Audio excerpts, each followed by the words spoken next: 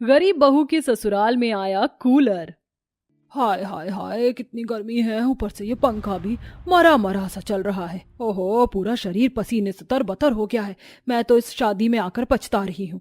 घर में एक कूलर तक नहीं। क्यों गोदावरी भाभी, दो दो बेटों की कमाई कहाँ जाती है? कितने साल हो गए मगर अभी तक तुम सबसे एक कूलर भी नहीं लिया गया।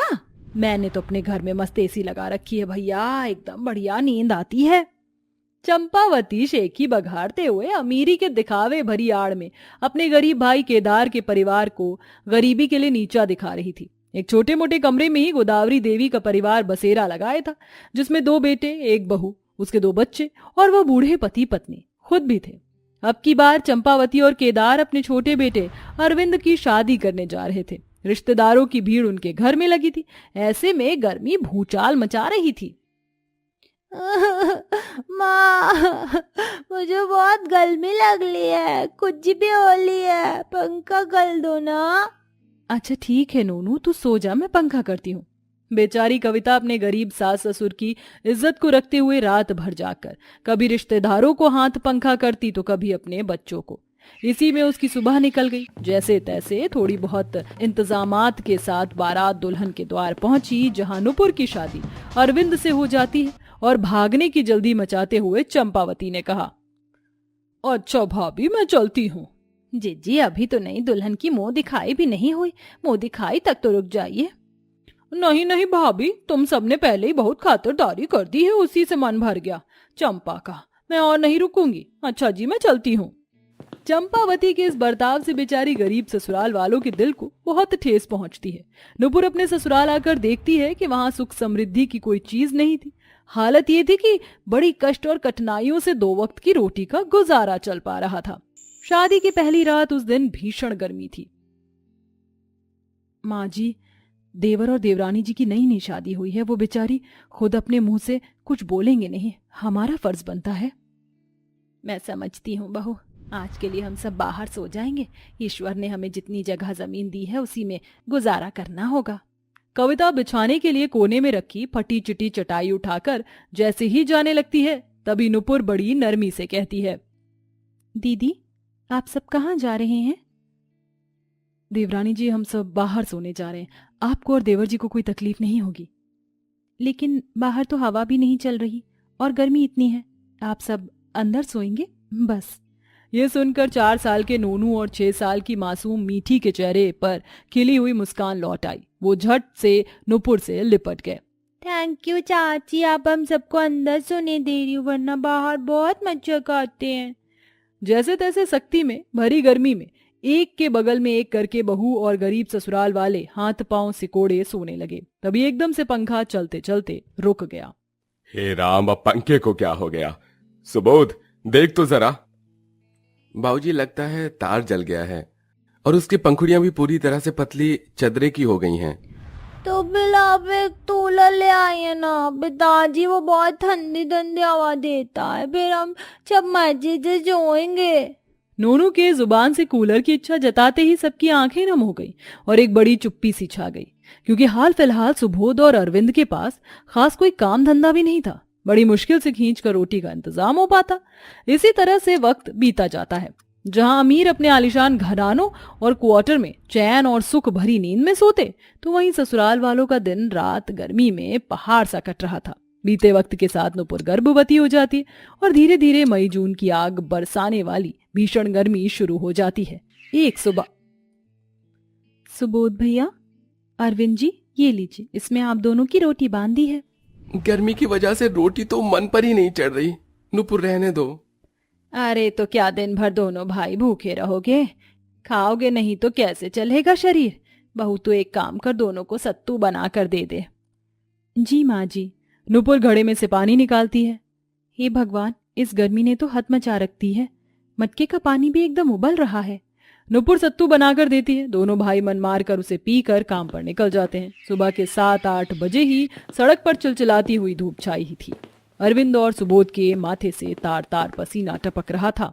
तभी अरविंद ख्वाहिश जताते हुए बोला, बाप रे बाप, इस साल तो गजब के रिकॉर्ड तोड़ गर्मी पड़ रही है। पूरा बदन जैसे धूप में जल रहा है। इस गर्मी में तो बस ऐसा मन करता है कि कूलर की ठंडी हवा में लेटे रहें। मेरे भाई, अगर हम गरीब लोग घर बैठ जाएंगे तो कमाएगा कौन? हम जैसों को तो सर्दी, गर्मी, बरसात, कैसा भी मौसम क्यों ना हो, परिवार का मुंह देखकर कमाने निकलने ही पड़ता है।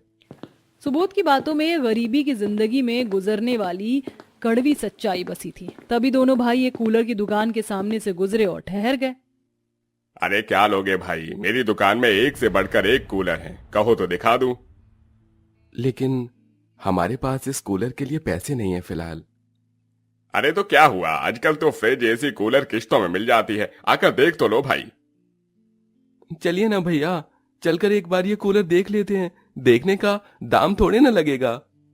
दोनों भाई दुकान के अंदर आते हैं, जहां दीवार पर एसी लगी थी और पूरे दुकान में बड़ी ठंडक थी। ये लो भाई, ये देखो, ये मेरी दुकान की सबसे सस्ता कूलर है। वही 10,000 से शुरू है दाम, फिर कोई 12 है, कोई 15 में है, और ये वाली 25,000 की पड़ेगी, यही ले लो। लेकिन ये तो बहुत महंगी है, हम गरीब लोग इतना महंगा कूलर लेकर क्या करेंगे?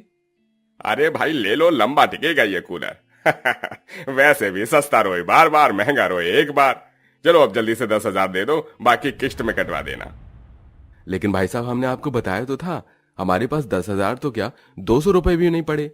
ये सुनकर दुकानदार बड़े अकड़ से दोनों गरीब भाई को दुकान से धक्के मार के निकाल देता है, जिससे दोनों की आंखों में आंसू आ जाते हैं। अरे भैया जी, धक्का क्यों दे रहे हो ऐसे? अरे दफा हो जाओ, गरीब भिखमंगे, जेब में एक फूटी कौड़ी नहीं है और चले आए हैं कूलर खरीदने। एक तरफ जहां बाहर में दोनों भाई जिल्लत सह रहे थे, वहीं परिवार गर्मी से बेहाल था और दोनों बच्चों के शरीर में घमौरियां निकली थी और खुजली की वजह से खून भी आ रहा था। ओए ओए माँ, जोल जोल से कुछ बच ले। कूलर खरीदवा दो ना। हे भगवान, मेरे फूल से बच्चों के शरीर से खून भी आ रहे, जाने इस निगोड़ी गर्मी ने हम गरीबों के घर में ही क्यों आती है। अरे क्या हुआ, बच्चे क्यों रो रहे हैं? देख नहीं रहे हो, गर्मी से बच्चों का हाल कितना बुरा है। घर भट्टी की तरह भपका रहा है, एक पंखा भी नहीं है। दुख सुख से दोनों भाई एक कूलर खरीद लीजिए ना। मुझे तो समझ नहीं आता, आप दोनों भाई ने कहा था कि आपकी दिहाड़ी हर दिन 300 अलग अलग है, जबकि आप घर में देते हो बस 150। बाकी के पैसे कहाँ हैं? अगर वो भी हमें दिए होते तो उसे ही बचाकर परिवार के लिए कूलर तो आ जाता। तभी सुबोध रोते हुए बोला, झूठ बोला है हमने तुमसे कि हमारी दिहाड़ी 300 है। अरे हम जैसे जाने लाखों गरीब कितने ऐसे काम के लिए भूखे बैठे हैं। हर तरफ मारामारी है, मुश्किल से दिन भर की 70 रुपए दिहाड़ी कमाते हैं हम। ये सुनकर उनका दिल निकल आता है। तभी बहू नुपुर समझदारी दिखाते हुए कहती है, दीदी, हमें इन पर जोर कसने से बढ़िया सबको मिलकर मेहनत करनी होगी। फिर हम चाहें तो महीने के अंदर घर में कूलर ला सकते हैं। ये कोई बड़ी चीज नहीं, मेहनत बड़ी बात है। अब पूरा परिवार साथ मिलकर मेहनत करते हैं। गर्भवती होकर भी गरीब बहू भट्टी में काम करती, जिसमें उसकी सास और जेठानी भी लग जाती हैं। तो वहीं दोनों बेटे भी अलग अलग कमा कर लाते। एक एक पैसा जोड़कर आखिरकार गरीब बहू के ससुराल में नया कूलर आ जाता है। सभी की आंखों में एक अलग चमक और मन में उतावली थी। माँ, जल्दी से कूलर चलाओ ना। अरे पहले कूलर की आरती तो उतारने दो बच्चों। बहू, थाली तो ला। ये लीजिए माँ जी। सावित्री घर आए नए कूलर को किसी देवता की तरह पूजा पाठ करती, जिसके बाद नुपुर फट से कूलर चलाती। पूरा ससुराल हवा खाने के लिए कूलर के आगे बैठ जाता। कूलर के चलते पूरा घर एकदम चिल्ड हो जाता है। अरे वाह, इस कूलर ने तो तूफान ही मचा दिया सावित्री। हाँ सुबोध के बापू, इस कूलर की ठंडी ठंडी हवा ने तो पूस का जाड़ा याद दिला दिया। ओ बल्ले बल्ले, अब हमारे घर भी कूलर है, हम भी मजे से सोएंगे। कूलर के आ जाने से सभी के चेहरे से दुख और हताश मिट चुकी थी और उस दिन पूरा ससुराल सुकून भरी नींद सोता है।